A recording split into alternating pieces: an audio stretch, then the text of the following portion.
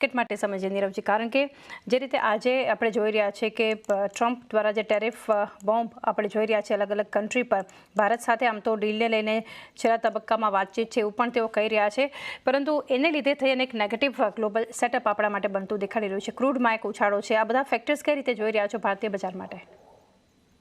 Good morning and thank you for the invite.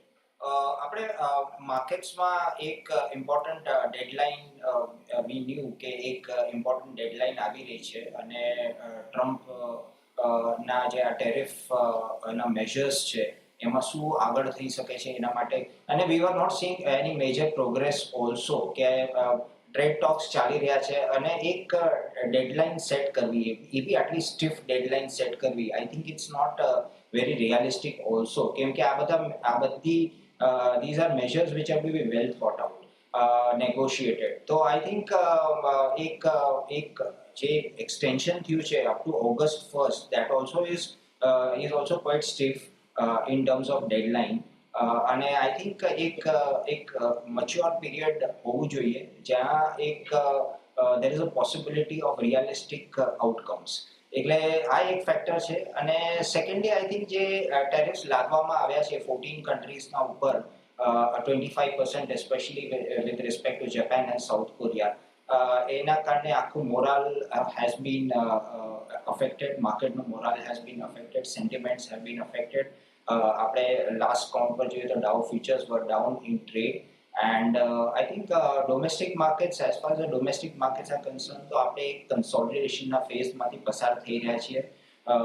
જેટલા બધા sectors હતા જેમાં we could see the positive outcomes, એ આપણે ઓલમોસ્ટ રેલી ઓવર થઈ ગઈ છે at this point of time. આપણે જોયું કે ઓટો સેક્ટરમાં એક પોઝિટિવ આઉટકમ્સ આવ્યા, બેન્કિંગમાં આવ્યા, એનબીએફસીમાં we have seen good momentum. જે આઈટી અને ફાર્મા સેક્ટર છે એ ગ્લોબલ ક્યુઝ ના ઇમ્પેક્ટમાં છે at this point of time. Capital good space, defence, I think બધા સેક્ટર્સે થોડું સારું પરફોર્મ કર્યું છે. બટ હવે market will look for the fresh triggers at this point of time. અને one important factor with respect to the markets, આપણે જે રીતે વાત કરી હતી લાસ્ટ ટાઈમ કે consumption sector is showing good signs, but I think market immediately certain consumption names છે જે મોટા names છે, for example ટ્રેન્ડમાં આપણે જે રિએક્શન જોઈએ કે એવેન્યુ સુપરમાર્ટ્સ છે, એમાં we would clearly see કે એક વેલ્યુએશન વર્સિસ ગ્રોથનું જે ડિબેટ ચાલે છે માર્કેટમાં, કે એક market is giving very high valuation, assigning very high valuation way ahead in advance, અને then the expectations of growth is very very high. For example ટ્રેન્ડમાં આપણે જોઈએ કે 35% ગ્રોથ હતું, એ સસ્ટેનેબલ ક્લિયરલી હતું જ નહીં. બટ જે મેનેજમેન્ટે બી એ ગાઈડ કર્યું કે 10 times growth in the next 10 years, that means a CAGR of around compounded annual growth rate of around 25%. હવે આ ક્વાર્ટરમાં I think we have scene 20% growth, જેના કારણે આપણે એક શાર્પ કરેક્શન ટ્રેન્ડમાં જોવા મળ્યું. Even Avenue Supermarkets was not up to the mark. એટલે ક્લિયરલી એક કોન્ફ્લિક્ટિંગ ટ્રેન્ડ્સ તો દેખાઈ રહ્યા છે ઇકોનોમીમાં. આપણે જોઈ રહ્યા છીએ કે કાર સેલ્સ આમ વધી રહ્યા છે, SUV sales are going up, entry level sales are coming down. જ્વેલરીનું જે અપડેટ આવ્યું છે that has been quite strong. For example અગર આપણે જોઈએ તો ટાઇટન 20% ગ્રોથ, કલ્યાણ જ્વેલર્સે બહુ સ્ટ્રોંગ ગ્રોથ 31% ગ્રોથ રિપોર્ટ કર્યું છે. Senco Gold has also reported quite well. So I think in an environment where gold prices are in the range of 87,000 to 1,01,000 rupees in Q1, at least our growth rate is quite heartening. I think from an overall perspective, going forward, markets will look forward to our trade treaty કેવી રીતે workout થાય છે. Initial cues પરથી લાગે છે કે India has been spared in the first round of meeting. That's a positive sign.